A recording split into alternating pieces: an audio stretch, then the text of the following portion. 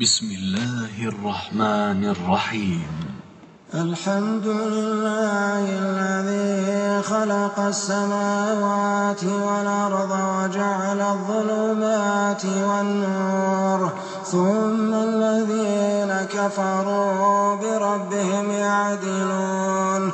هو الذي خلقكم من طين ثم قضى أجلا وأجل مسمى عنده ثم أنتم تمترون. وهو الله في السماوات وفي الأرض يعلم سركم وجهركم ويعلم ما تكسبون. وما تأتيهم من آية من آيات ربهم إلا كانوا عنها معرضين.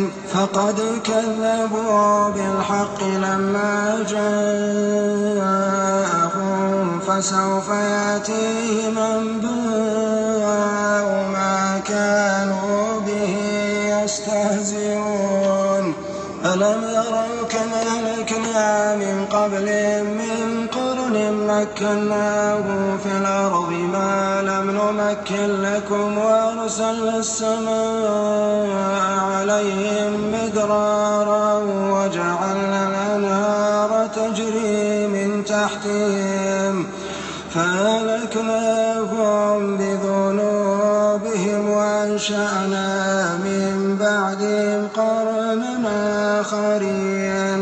ولو نزلنا عليك كتابا في قرطاس فلمسوه بأيديهم لقال الذين كفروا إن هذا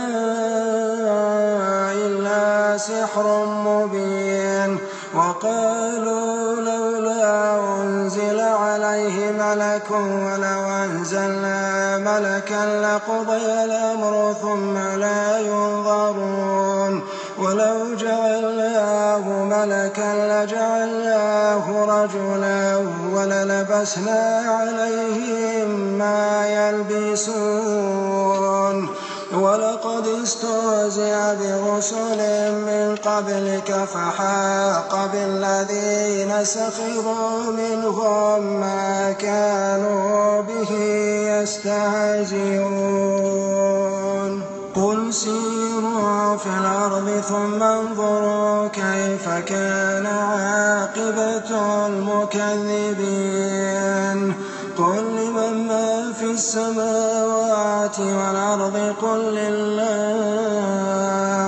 كتب على نفسه الرحمة ليجمعنكم إلى يوم القيامة لا ريب فيه. الذين خسروا أنفسهم فهم لا يؤمنون. وله ما سكن في الليل والنهار وهو السميع العليم. قل غير الله أتخذ وليا فاطر السماوات والأرض وهو يطعم ولا يطعم. قل